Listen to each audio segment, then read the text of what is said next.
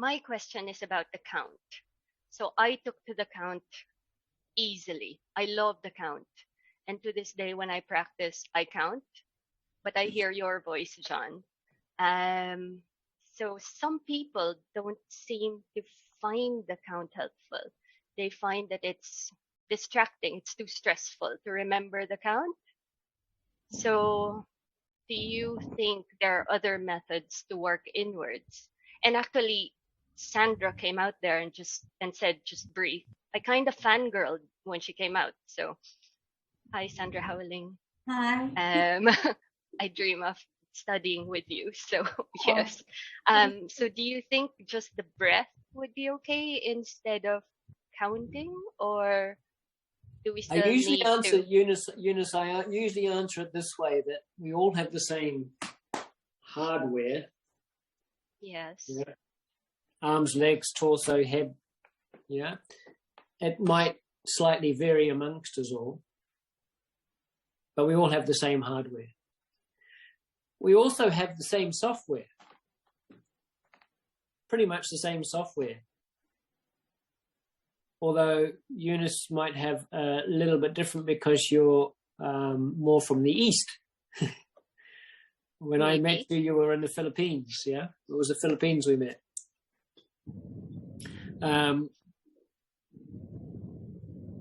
As I said, I'm not Christian, but because I'm a Westerner, I'm in a Christianity, yeah?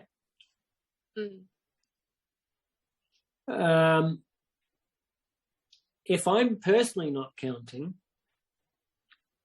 and you've already experienced what my imagination's like and my creativity's like, if I'm not counting, my software is really busy running programs. And it's running a lot of programs. And so when I go, okay, wow, there's a lot of programming in here. There's a lot of conversation going on here. There's a lot of unhelpful stuff going on in here. I guarantee that person also has a lot going on because they've got the same hardware, same software, same programs, more or less, different parents, similar programming, maybe different circumstances, different culture, different government, different religion. So there will be a slight variation in the programming, but basically the software is similar. And so I know that if you're just breathing and just moving, for me, that's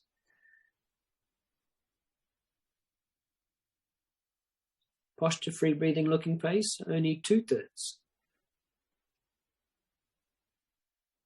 For me, 3/3 is posture, free breathing, looking place. The looking place is my mind being focused in by that mantra.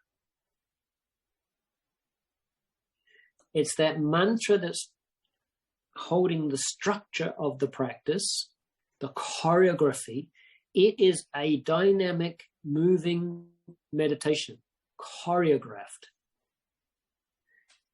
If I put that third onto the breath or to the body, I'm becoming too sensual. Do you understand that? Too sensual, too much in my senses. Mm-hmm. So I might be indulging too much in the stretch or indulging too much in the breath.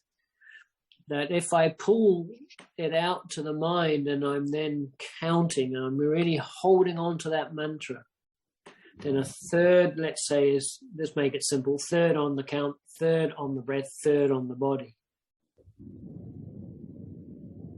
I don't want to overindulge on the sensual aspect of the breath. Yes, I want to hear the breath. I want to feel the breath. I want to see the breath. I want to taste the breath and I want to smell the breath, but I don't want to put it all into the breath unless I'm doing pranayama. And in the pranayama, I'm then in a static position. But if I'm in a dynamic moving position, I'm really wanting to hear that sound. I want to hear the three-dimensional volume of the breath. I want to feel that where it's getting to. I'm doing that, but I don't want to then get stuck there. I know that I'm then going to go to Shat or go to Sapta or going to go to Ashta. So for me in my software, I can only answer it from that question that if I'm not counting, I know that I'm having other thoughts outside of just the sensual aspect of the breath and the body. I will also find that there is coffee coming in or a ride on the bike coming in or I've got to go shopping. Yeah. Like, for example, now the time is up. And so nearly all of us could already be thinking of the next thing we're supposed to be doing if we weren't focused on what we're doing now. We're all having additional conversations at the same time. But the moment we sit back and then do a focus 12, we would enter a different space again. So remember we started the practice, started this meeting with a focus 12. You need to be counting that breath. Because I led the focus 12, I was in a more transcendental place than the group, unless the group themselves were also counting with me. Mm-hmm. You got it? Yeah, I did. Yeah. You said that you're still counting today, which is fabulous. So from the teacher training, you've taken that and you're counting it. What you're finding is the difficulty passing it to a student is finding, well, do I really need to? And so who is speaking in that case? It's the ego that is speaking. Yeah? I guess, yes. Yes. So if we look at the mind is the manas mind, the ahamkara, the buddhi, and the chit. So the chit is consciousness. The chitta is all of the programming stuff that's in the manas mind that's going through as the manas mind is processing all of the stuff through the senses. And the buddhi, the intelligence. So why I count is because I want to align my mental body with my pranic body, with my physical body. So my koshas, my annamaya koshas, my physical body, I need to align that to the breath, which is the pranamaya kosha, but I need to align the breath to the manamaya kosha. Now the manamaya kosha is the mental body, the thinking body.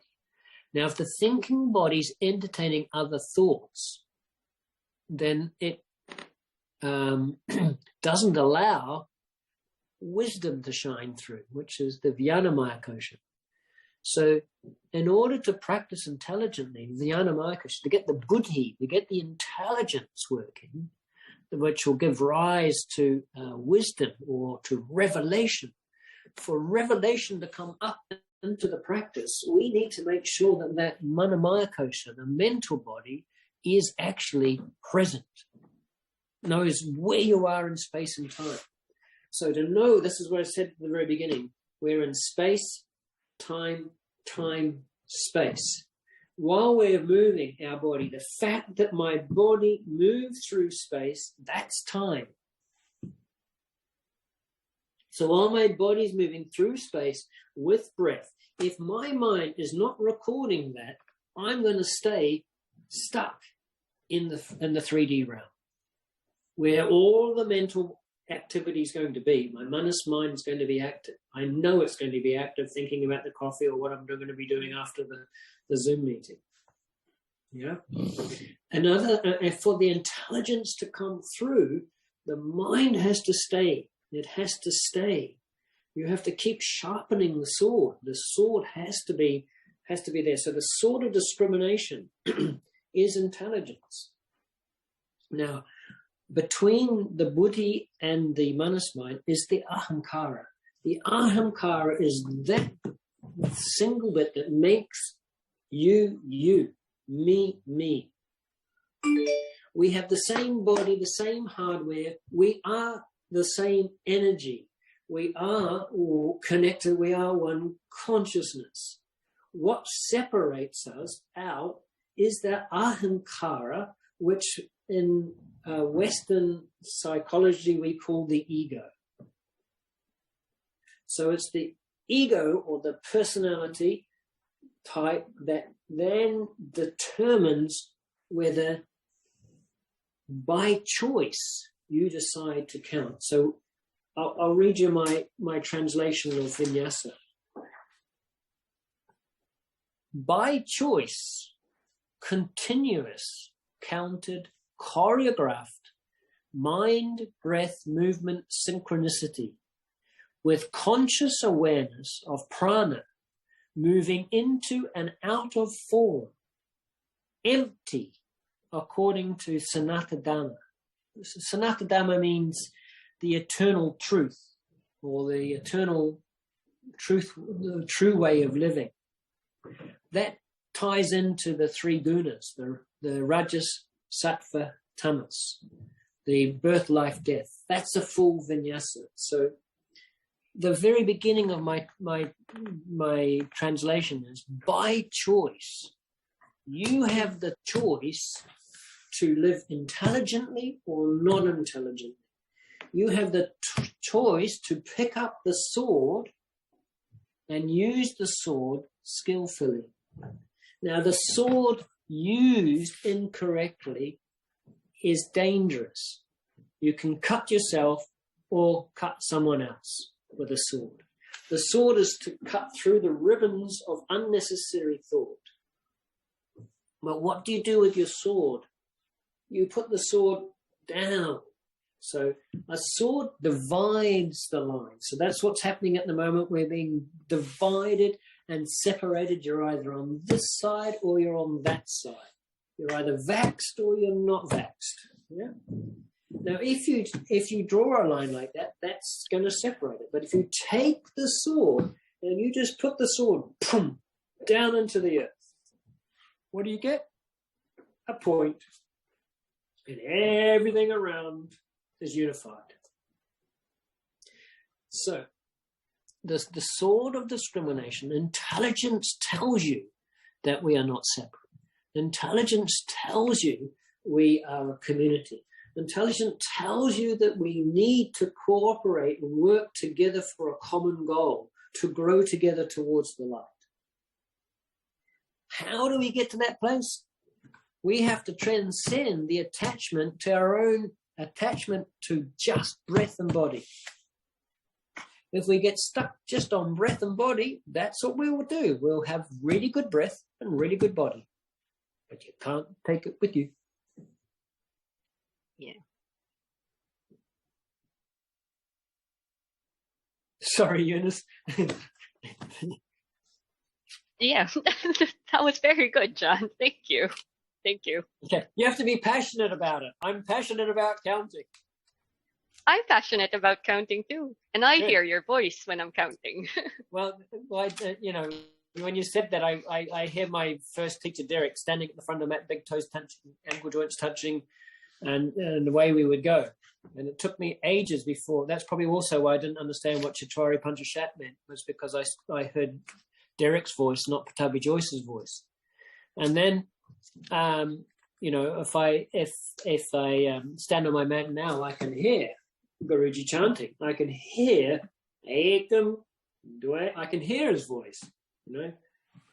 But I've made the intention to find, as we were talking with Alex, that guru, my voice, yeah, my voice. I want my voice. Now, this is what's really important. What's happened to us? You know what happened to us when we were 2? What was the first word we had when we were 2? No. No, I don't want to put my socks on. No, I don't want to put my pants on. No. no, I don't want to put my mask on. Our no has been taken away from us.